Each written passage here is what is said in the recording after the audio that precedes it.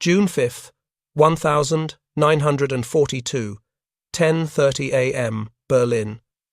A signals officer in the Oberkommando der Wehrmacht intelligence section is sorting incoming intercepts from diplomatic and military channels. He is transferring decoded fragments to the duty analyst as new cables arrive from the German naval attaches in Tokyo. The reports note increased Japanese radio traffic near Midway and scattered indications of heavy losses. But they provide no complete picture. The officer's task is routine, yet the tone of the Tokyo messages stands out.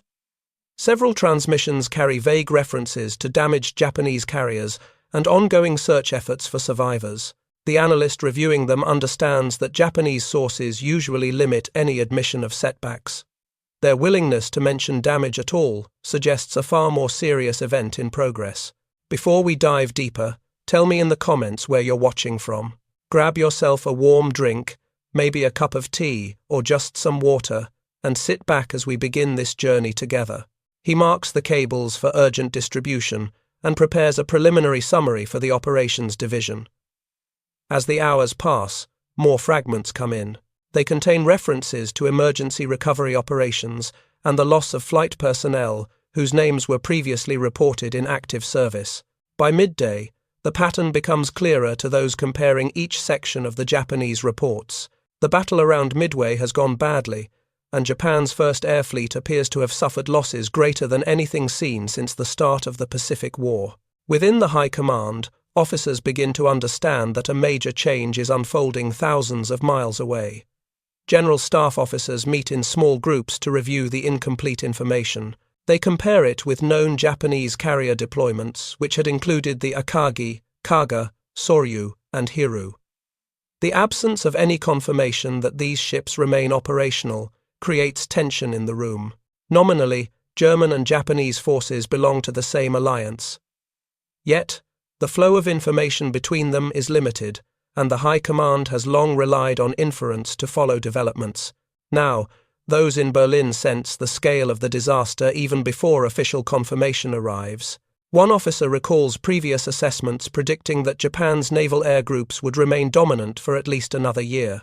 Those estimates had supported German hopes that Japan might pin down or weaken American naval power, easing the pressure on Germany's western flank. The reports from Midway undermine those assumptions in a matter of hours.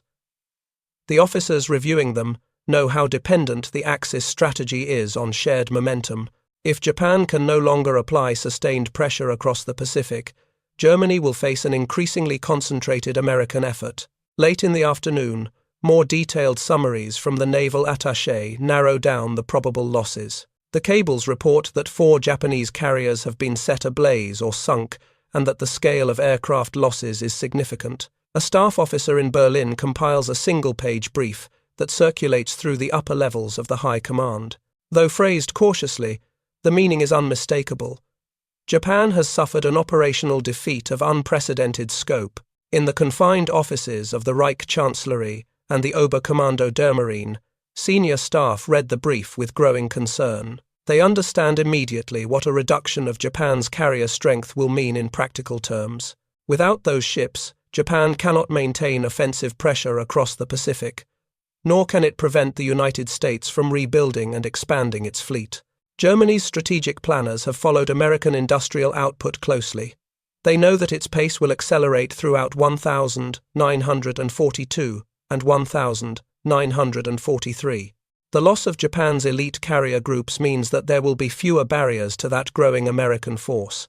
As evening sets in, the German High Command acknowledges internally that the reports are credible. The scale of the Japanese losses is no longer in doubt. What remains uncertain is how Japan will respond and whether it can rebuild the strength it has lost. The officers responsible for long-term planning recognize that these questions will define the coming months. For now, they understand only that a major shift has begun, and that Germany will need to reassess its expectations of the war in the Pacific. In the days following the first confirmed reports from Tokyo, senior officers across the German High Command begin assembling a coherent picture of what Midway means for the Axis war effort. Admiral Karl Dönitz studies the summaries with a focus sharpened by the ongoing Battle of the Atlantic. His staff has long expected Japan to keep the United States occupied in the Pacific, forcing American shipbuilding and naval expansion to divide across two major theaters. Now, with 4 Japanese carriers gone, he reviews the numbers again and recognizes that the pressure on Germany's U-boat campaign will soon increase. Donuts discusses the implications with his operations officers. They review projected American shipbuilding schedules and understand that the United States is already expanding its destroyer and escort fleets. The loss of Japan's carrier strength means that American naval planners will have fewer immediate constraints on their operations. In Berlin, this conclusion spreads quickly among naval analysts. The Atlantic will receive more attention from the United States, and Germany's margin of advantage will narrow. General Alfred Jodl examines the same intelligence from a broader strategic view. He compares the situation against earlier assumptions that Japan might seize Hawaii or consolidate dominance across the Central Pacific. These ambitions now appear unrealistic. Japan's defensive posture will tighten, and its ability to coordinate any major joint operation with Germany diminishes. Jodl notes in his internal memoranda that the Axis will have to adjust expectations, particularly in the timing of American redeployments toward Europe. The belief that Japan could slow the transfer of men and material is no longer credible. Inside the Oberkommando der Wehrmacht planning rooms, analysts study Japanese industrial capacity. They know that replacing 4 fleet carriers is not possible in the short term. Japan's shipyards cannot match the scale or speed of American construction. German officers familiar with naval matters acknowledge that even if Japan accelerates carrier production, the balance will remain tilted against it. This understanding shapes their next assessments. Japan will shift to a defensive strategy, and the United States will move into a period of steady expansion and offensive operations. Staff officers meet to discuss the impact on German grand strategy. Some point out that Germany has little direct control over Japan's priorities. Coordination between the two nations has always been limited by distance, secrecy, and differing strategic goals. Yet through 1941 and early 1942, Germany had counted on Japan to divert American attention. The events at Midway reveal how fragile this expectation had been. As officers review the new intelligence, they recognize that the Axis alliance lacks the capacity to respond collectively to major setbacks. At the Reich Chancellery, senior officials focus on the political dimension. They study Japanese statements that attempt to downplay the loss while emphasizing continued resolve. German diplomats warned that the tone is defensive, suggesting that Japan is trying to contain domestic and international reactions. The High Command interprets these messages as evidence that Japan understands the severity of the defeat, but is unwilling to state it openly. This secrecy complicates German efforts to make accurate assessments, reinforcing long-standing frustrations about limited transparency between the partners. By late June, the German High Command adjusted its internal forecasts. Analysts conclude that Japan's ability to challenge American momentum is limited for the foreseeable future. Their reports note that German operations in Europe will face increasing pressure as American production rises. Midway is recognized as more than a tactical loss for Japan. It is a strategic turning point that disrupts the Axis expectation of synchronized campaigns across hemispheres. Across the upper levels of German leadership, a quiet acknowledgement settles in. Germany will soon confront the United States without meaningful diversion in the Pacific. The war's trajectory is shifting, and the consequences of Midway are becoming clearer with each new assessment. The High Command begins preparing for a future in which Germany must bear the weight of the Allied build-up alone. In Tokyo, the German embassy receives its first detailed explanations from Japanese officials only after several days of limited communication. Ambassador Ugen Yu and his staff gather the statements and compare them with earlier attaches reports. Japanese representatives describe the events at Midway in restrained terms, emphasizing isolated setbacks rather than the loss of 4 major carriers. OTI notes the careful wording and recognizes that Japan is trying to preserve confidence while controlling the narrative within its own government and armed forces. German military attaches stationed in Tokyo observe the internal atmosphere more closely. They report that senior officers in the Imperial Japanese Navy speak with measured caution when discussing Midway publicly. They framed the battle as a setback that can be overcome. Privately, their tone suggests deeper concern. Attachés record that some Japanese officers avoid providing specifics about aircraft losses or the condition of the surviving fleet units. These gaps in the information highlight the tension between Japan's need to maintain morale and the reality of the damage sustained. Compiles his assessments for Berlin. He explains that Japanese officials insist their strategic position remains stable, yet they do not give clear details on how they will replace the lost carriers or reorganize their naval air command. In their private conversations, they acknowledge the operational consequences of losing experienced pilots, deck crews, and officers. For both Germany and Japan, these personnel losses are as significant as the material destruction. RT dispatches emphasize that Japan's naval aviation community cannot be rebuilt quickly, and that the impact will extend well beyond the immediate aftermath of Midway. Within the embassy, the German attaches note subtle changes in the routines of Japanese ministries. Meetings take longer to schedule, and senior officials appear less available. The attaches interpret these delays as signs of internal debates taking place inside the Japanese command structure. They observe that Japan's leadership is trying to stabilize its planning while deciding how openly to address the consequences of the defeat. These observations form an important part of the report sent to Berlin, where analysts use them to evaluate Japan's capacity for sustained operations. In Berlin, the Foreign Office studies Otit's cables carefully.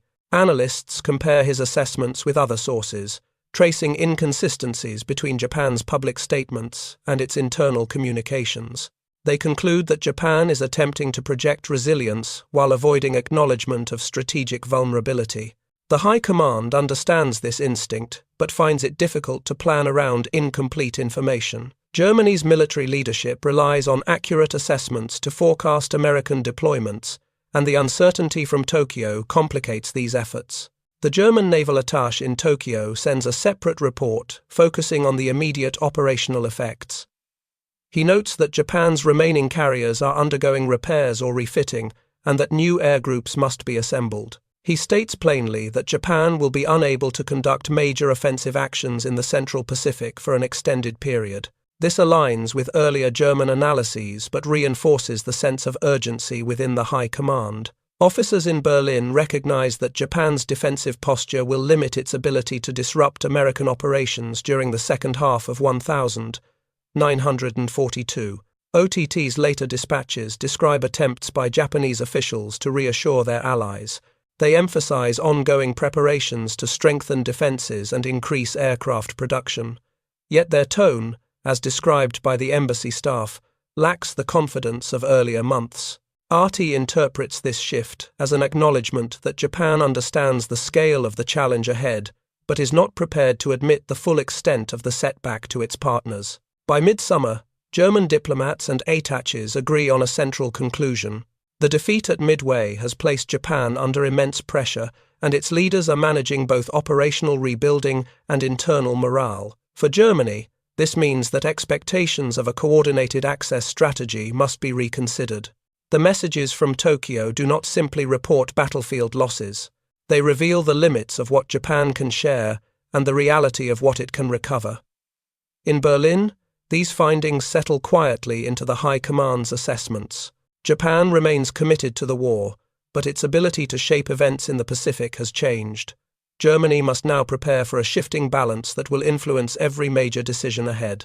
In Berlin, the High Command enters a period of concentrated reassessment as more reliable figures from the Midway losses reach its planning divisions. Officers responsible for long-term forecasting assemble reports that incorporate the new realities of Japanese naval strength. They compare earlier projections of Japan's capacity for offensive operations with the post-Midway situation. The conclusion emerges quickly. Japan will need considerable time to rebuild even a portion of its carrier fleet, and its ability to draw American firepower away from Europe has diminished. Within the Oberkommando der Wehrmacht, analysts review the implications for German operations in the second half of 1942. They examine the American build-up already underway in the Atlantic and consider how the loss of Japanese carriers will influence U.S. military planning. Germany has tracked American industrial indicators closely, particularly the pace of shipbuilding. With Japan unable to keep the United States fully engaged in the Pacific, analysts predict that a greater share of American naval assets will eventually shift toward Europe. This prospect weighs heavily on the planners overseeing the defense of the continent. The Operations Division studies how Japan's defensive stance will affect Germany's own battlefield requirements. Without Japanese pressure on American naval forces, Germany must prepare for increased Allied logistical strength. Staff officers map likely routes for American convoys and air deployments, concluding that the Western Allies will reach a higher operational tempo by early 1943. They present these assessments in internal reviews, noting that Germany's ability to counter the growing Allied presence will require substantial effort at a time when resources are already stretched. General Alfred Jodl receives these reports and meets with planning officers to clarify their implications. He asks for updated estimates of Japan's shipbuilding pace, pilot training schedules, and fleet readiness. The analysts reviewing these figures report that Japan cannot replace its lost air crews quickly, even if new carriers are eventually completed. This limitation suggests that Japan's next operations will be cautious and defensive rather than expansive. Jodl incorporates this understanding into the broader strategic picture, and increasingly confident, United States, a strained Japan and a Germany facing mounting challenges on multiple fronts. Meanwhile, the Oberkommando des Marines examines the impact on the Battle of the Atlantic. Admiral Karl Donutz receives revised assessments predicting that American escort strength will continue to expand. The lack of Japanese diversion in the Pacific will allow the U.S. Navy to reinforce convoy protection measures more aggressively. Donutz notes that the June losses among U-boat already reflect the accelerating pressure from Allied forces. He studies the intelligence from Midway with this in mind, recognizing that the shift in American priorities will influence the operational environment for months to come. The Foreign Office contributes its own analysis. German diplomats in Tokyo report that Japan is reorganizing naval command structures and accelerating defensive planning in the Central and Southern Pacific. Berlin recognizes that Japan's focus on defense will reduce its contribution to broader Axis goals. Officials also conclude that the diplomatic relationship will face new limitations as Japan becomes more selective in sharing information about future operations. This will complicate Germany's ability to anticipate changes in the Pacific theater. By late summer 1942, the High Command's revised forecasts show a noticeable shift. Analysts internalize the idea that Germany will confront an expanding Allied coalition with limited support from Japan. They understand that Japan will continue to fight, but its capacity to influence global strategy is now reduced. The sense of strategic isolation deepens as officers review projections extending into 1943. These documents reflect a more sober tone than earlier assessments, acknowledging that the war's trajectory is turning in the Allies' favor. The German High Command concludes its analysis with a quiet acceptance of the situation. Midway has accelerated a trend already visible in industrial data and naval reports. The Allies possess growing strength, and the Axis cannot match their combined output or coordination.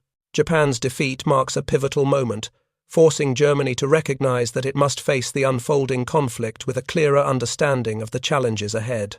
As autumn 1942 progresses, the German High Command receives its most detailed evaluations yet of Japan's post-Midway recovery. Reports from naval attaches show that Japan has begun reorganizing its surviving air groups, but its losses in trained flight crews remain significant. German analysts studying these developments note that Japan's carrier aviation depends on experience built over many years, and no rapid program can replace that foundation. They recognize that Japan can rebuild ships, but rebuilding competence will take far longer. The Intelligence Division assembles a consolidated assessment comparing American and Japanese shipbuilding capacities. The figures show a widening disparity. American yards are producing carriers, escorts, and support vessels at a pace that outstrips every Axis expectation.